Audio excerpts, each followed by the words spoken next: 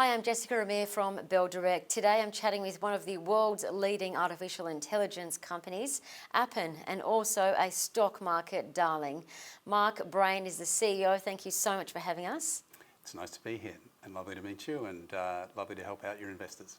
For those that don't know, you started on the stock market 5 years ago at 50 cents, and today, at the time of recording this, you're a $23 stock, which means that you've outperformed the other WAC stocks. You're up 4,000%, and you've also just recently handed down your financial, or rather your calendar year 2019 results. A great set of numbers, growth in all key metrics. But for those who don't know what Appen does, just tell us. So we provide training data, which is essential for the development of artificial intelligence.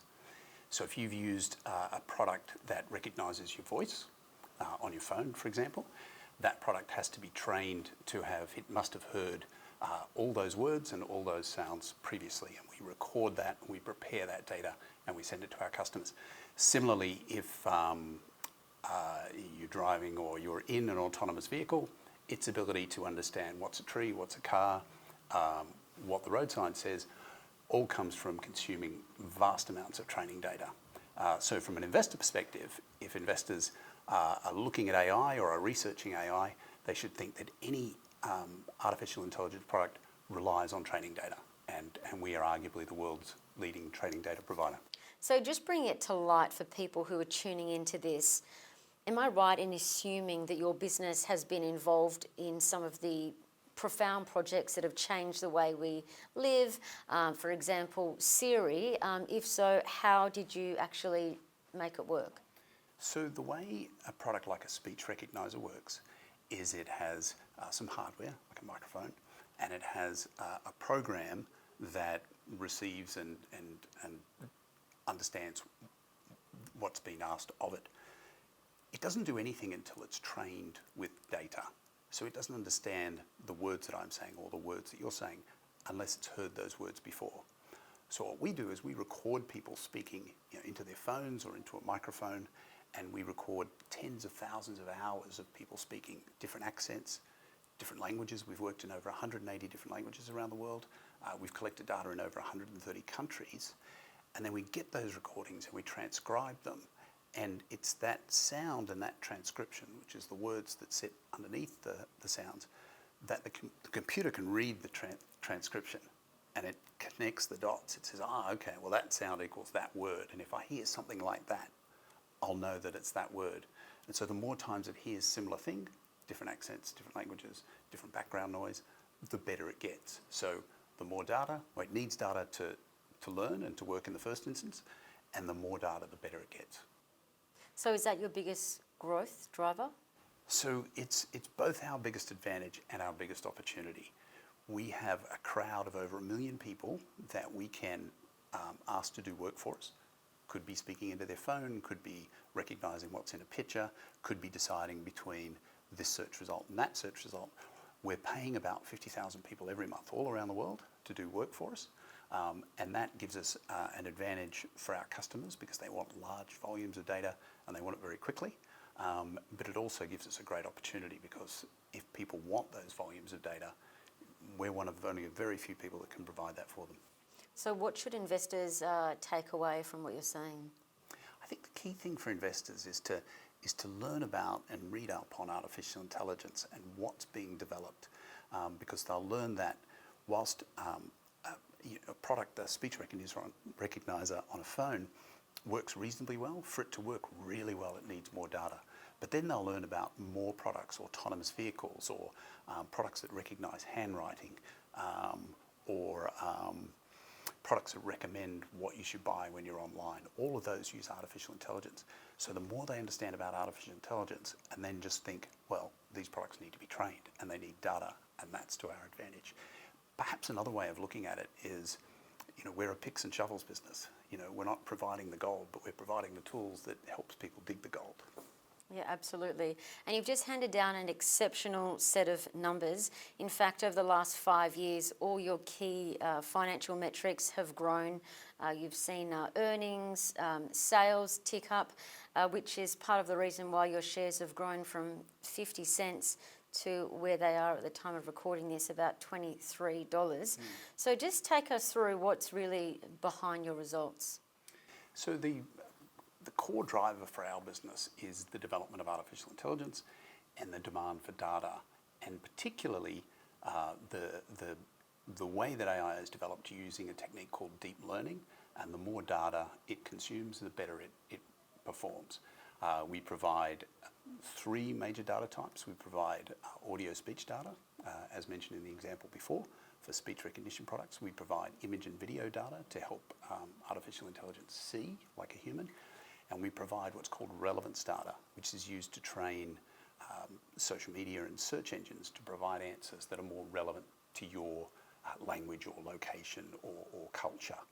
And all of our customers are growing rapidly, and their ability to provide products that compete in their markets relies on large volumes of high quality training data.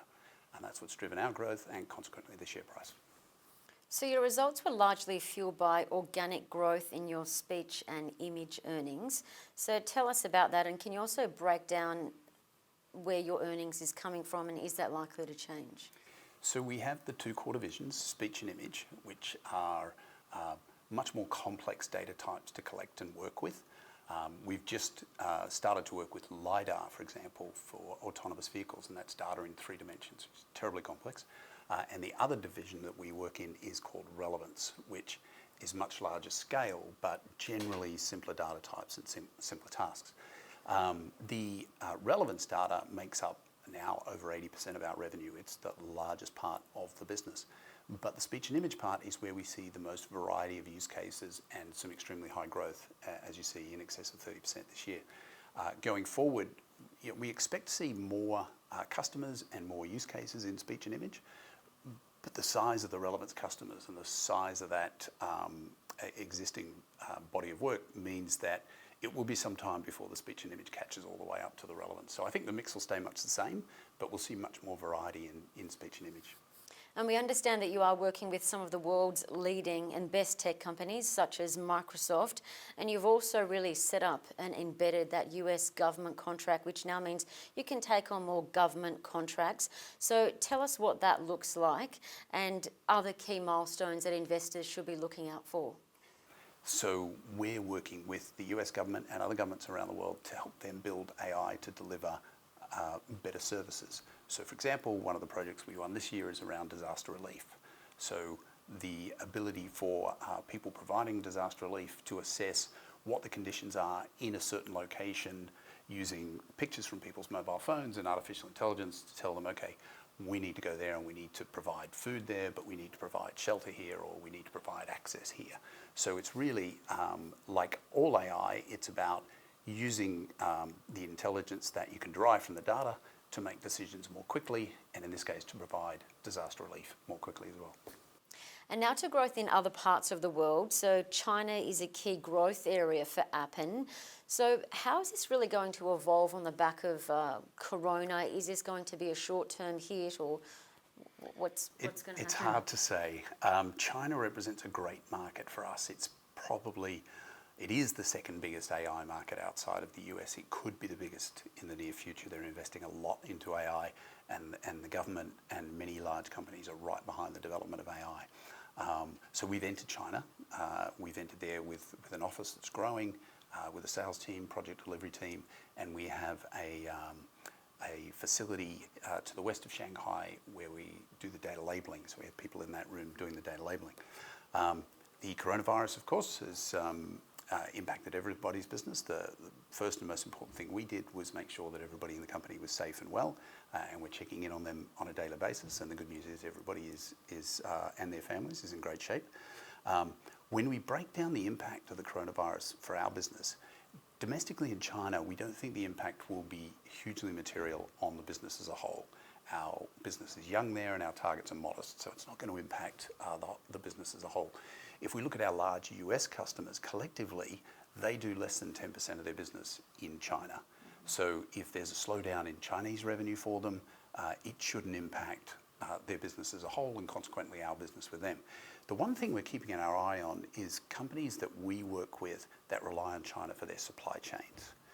If they suffer shortfalls in supply of their hardware, that may impact their, or it will impact their revenue globally, and that may lead them to do some broad cost cutting, which may impact our business. So it's a bit of a long bow, but we have to think about all of those things.